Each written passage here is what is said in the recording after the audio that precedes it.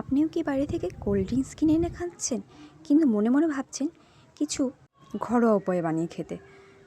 তাহলে আজকের রেসিপিটা আপনার জন্য।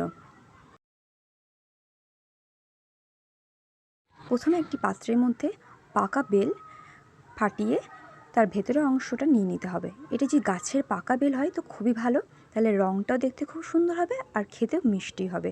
তার জন্য আলাদা করে আর গুড় বা চিনি দেওয়ার দরকার পড়বে না। এরকম আমি একটা গাছেরই পাকা বেল পেয়েছিলাম, তো সেই বেলটাই ভেঙে নিয়ে নিচ্ছি এবং এর মধ্যে অল্প কিছুটা জল দিয়ে দেবো, দিয়ে ভালো করে হাতে মাখিয়ে নেব। এখানে মিক্সি ব্যবহার করবো না, হাতেই ভালো করে চটকে মাখিয়ে নেব। মাখানোর আগে হাতটা ভালো করে একবার ধুয়ে নেবেন, যাতে হাতে কোনো নোংরা লেগে না থাকে। ভালো করে ধুয়ে নেওয়ার পরে ভালো করে চটকে দেখুন মাখিয়ে নিচ্ছি আমি। ওইভাবে মাখিয়ে নেওয়ার পর সমস্ত বীজগুলো হাতের সাহায্যে আমি তুলে নেব। এখানে যদি আপনি নিতে চান যে ছাঁকনা ব্যবহার করবেন, তাহলে ছাঁকনার সাহায্যে আপনারা ছেঁকে নিতে পারেন, কিন্তু আমি এখানে হাতে করে বীজগুলো আলাদা করে নিচ্ছি। এরপরে সেই অংশের মধ্যে কিছু পরিমাণ বিট নুন এবং ভাজা মশলা দিয়ে মিশিয়ে নেব ভালো করে। কিন্তু এখানে একটা আমি টিপস দিচ্ছি, বেলের শরবত খেলে সকালে বা দুপুরে খাবেন, সন্ধে বা বিকেলে বা রাতের দিকে খাবেন না, সেটা ভালো নয় স্বাস্থ্যের জন্য।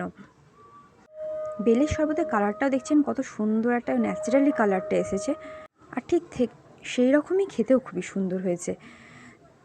এখানে আলাদা করে বরফ চালিয়ে দিতে পারেন, আমি এখানে ইউজ করিনি।